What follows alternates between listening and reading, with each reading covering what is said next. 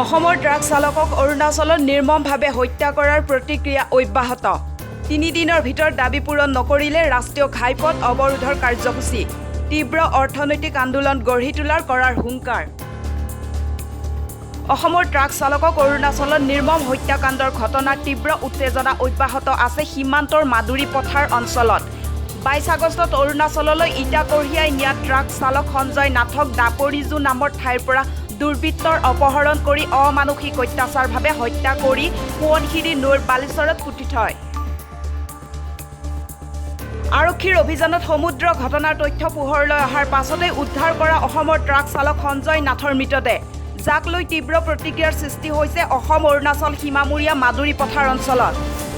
কালি বিয়লি অসম অৰুণাচল কেইবাটাও ট্ৰাক চালক সন্থাৰ বৈঠকত পাছতেই কেইবাটাও গুৰুত্বপূৰ্ণ সিদ্ধান্ত গ্ৰহণ কৰা হৈছে। গ্ৰেপ্তাৰ হোৱা অভিযুক্ত কঠোৰতম শাস্তি বিহাৰ লগতে মূল মাষ্টাৰ মাইণ্ড টাবু দনিক ফাঁচি দিয়াৰ বাবে আহ্বান জনায়। লগতে চালক সঞ্জয় নাথৰ পৰিয়ালক এককালীন আৰ্থিক সাহায্য প্ৰদান কৰা এটা চৰকাৰী চাকৰি প্ৰদান কৰিবলৈও দাবী জনায় দুয়োখন ৰাজ্যৰ ট্ৰাক চালক সন্থাই। অহা 3 দিনৰ ভিতৰত দাবীসমূহ পূৰণ নকৰিলে অসমৰ পৰা অৰুণাচললৈ প্ৰৱেশ কৰা প্ৰতিটো গেটৰ সন্মুখত অৰ্থনৈতিক অৱৰোধ আন্দোলন গঢ়ি তোলা হ'ব বুলি সকীয়াই দিলে দল সংগঠনে। উল্লেখ্য যে বিগত কেইবা বছৰৰ পৰাই অসমৰ পৰা অৰুণাচললৈ যোৱা একাংশ ট্ৰাক চালকক নিৰ্মমভাৱে অৰুণাচলীয়ে হত্যা কৰাৰ বহু অভিযোগ আছে। এতিয়া 6 ছেপ্টেম্বৰৰ ভিতৰত দুয়োখন ৰাজ্যৰ প্ৰশাসন অথবা চৰকাৰে দাবীসমূহ পূৰণ কৰে নে নকৰে এয়াই হ'ব লক্ষণীয়। ফাইনেল কৰিম আপোনালোকক জনাম ক'ত হ'ব মিটিংখন। ইমানটো সৰু জেগাটো নহ'বই চাগে, তো চবেই দায়িত্ব ল'ব লাগিব। মানুহ চব উলিয়াই আনিব লাগে এফালৰ পৰা। ধ্ৰুৱ পাঠক মৰিলে ধ্ৰুৱ পাঠকৰ একো ক্ষতিপূৰণ একোৱেই নাপালে।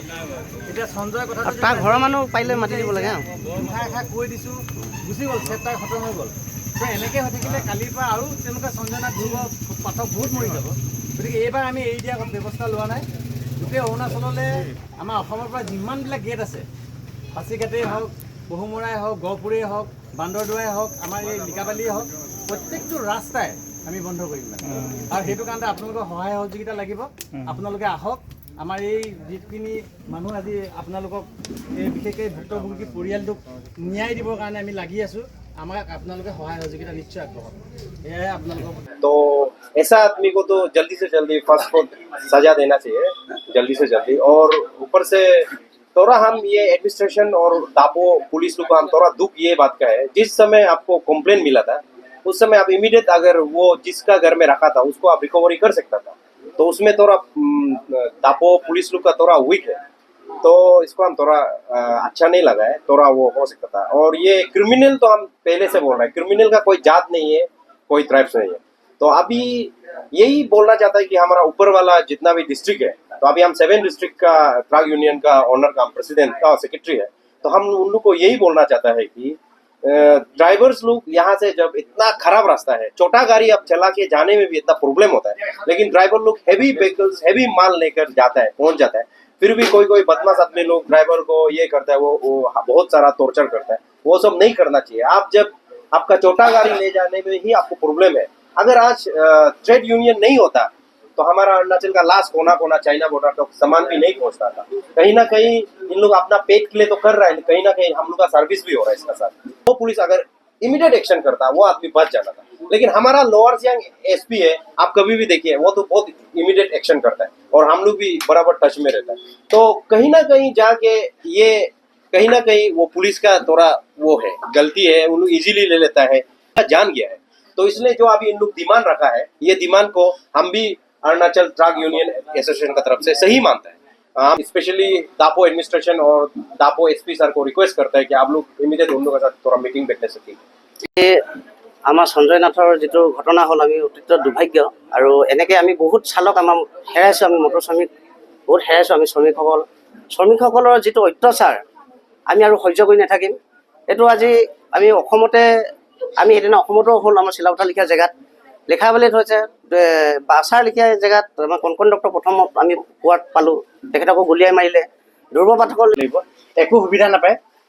তেখেত তালৈ গৈছিলে, দাপোলে ইটা কঢ়িয়াই নিয়া এখন ট্ৰাকত গৈছিলে, আৰু তেওঁলোকে পৰিকল্পিতভাৱে কিছুমান কথা যদি ইয়াৰ পৰা যোগসূত্ৰ আছে, আমি সেইখিনি কথা ইমান বিতংকৈ ক'ব নাজানো, কিন্তু কথা হ'ল পৰিকল্পিতভাৱে তেওঁক কিডনেপ কৰি তেওঁক সোৱণশিৰি নদীত হত্যা কৰি পুতি থৈছিলে আৰু পুলিচ প্ৰশাসনৰ সহযোগত সেই হত্যাকাৰীৰ যিটো মৃতদেহ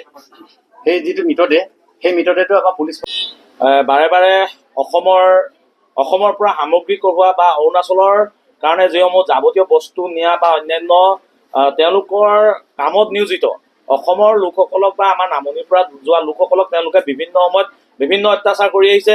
বিগত সময়ত আমাৰ ইয়াৰ পৰা সামগ্ৰী কঢ়িয়াই নিয়া ধ্ৰুৱ পাঠক নামৰ এজন ড্ৰাইভাৰক তেওঁলোকে ব্যক্তিয়ে গুলীয়াই হত্যা কৰিছিল। তাৰ পাছতো তেওঁলোকৰ কোনো প্ৰতিক্ৰিয়া আমি দেখিবলৈ নাপালোঁ। তেওঁলোকে যি চুক্তি কৰিছিলে সেই চুক্তি ইতিমধ্যে সম্পূৰ্ণ ধোঁৱাচাঙত উঠিলে। তাৰ পিছতো বহু তেনেকুৱা ধৰণৰ ঘটনা ইতিমধ্যে ঘটি আছে। বহু আমাৰ ইয়াৰ লোকসকলক তাত হাৰাশাস্তি প্ৰদান কৰি আহিছে আৰু শেহতীয়াভাৱে সঞ্জয় নাথক যোৱা 22 তাৰিখে কিডনেপ কৰি তেওঁক অমানসিক অত্যাচাৰ কৰি তেওঁক হত্যা কৰিলে আৰু হত্যা কৰি বোকাত বা বালিত পুতি থৈছিলে। অসম আৰু অৰুণাচলৰ আৰক্ষীয়ে ইতিমধ্যে তেওঁক উদ্ধাৰ কৰি তেখেতৰ ডেড বডি ইতিমধ্যে ঘৰত চমজাইছে আৰু তেওঁলোকৰ লগত জড়িত দোষীসকলক ইতিমধ্যে কাৰায়ত্ব কৰিছে। গতিকে আমি দাবী জনাব বিচাৰিছোঁ যে তেওঁলোকক অতি শীঘ্ৰে ফাষ্ট ট্ৰেক আদালতৰ জৰিয়তে তেওঁলোকক উচিত শাস্তি প্ৰদান কৰিব লাগে। তেওঁলোকক ফাঁচী পৰ্যন্ত দিবলৈ কাৰণে আমি দাবী জনাইছোঁ। লগতে এই পৰিয়ালটোক তেওঁলোকৰ ক্ষতিপূৰণ দি উচিত তেওঁলোকক নিৰাপত্তা সুনিশ্চিত কৰিব লাগিব আৰু অনাগত দিনত যাতে অসমৰ পৰা যোৱা অৰুণাচললৈ যোৱা কোনো ব্যক্তিকে হাৰাশাস্তি নকৰে তাৰ এটা প্ৰতিশ্ৰুতি বা এই দায়িত্ব অৰুণাচল চৰকাৰে বহন কৰিব লাগিব। এইটো যদি তেওঁলোকে দায়িত্ব নলয় তেতিয়াহ'লে অনাগত 3 দিনৰ পিছৰ পৰা আমি অৰ্থনৈতিক অৱৰোধ কৰিবলৈ আমি বাধ্য থাকিম। সেইটোকে আমি পুনৰবাৰ কৈছোঁ, তেওঁলোকে যদি এইটো দায়িত্ব গ্ৰহণ নকৰে তেতিয়াহ'লে আমি 3 দিনৰ সময় দিছোঁ। 3 দিনৰ পিছত যদি তেওঁলোকে কোনো ব্যৱস্থা গ্ৰহণ নকৰে তেতিয়াহ'লে অৰুণাচললৈ যোৱা আমাৰ সামগ্ৰীসমূহ বন্ধ কৰিম, অৰ্থনৈতিক অৱৰোধ কৰিবলৈ আমি বাধ্য হ'ম। ধেমাজিৰ পৰা সঞ্জয় নাথৰ ৰিপৰ্ট E24 লাইভ ব্ৰেকিং।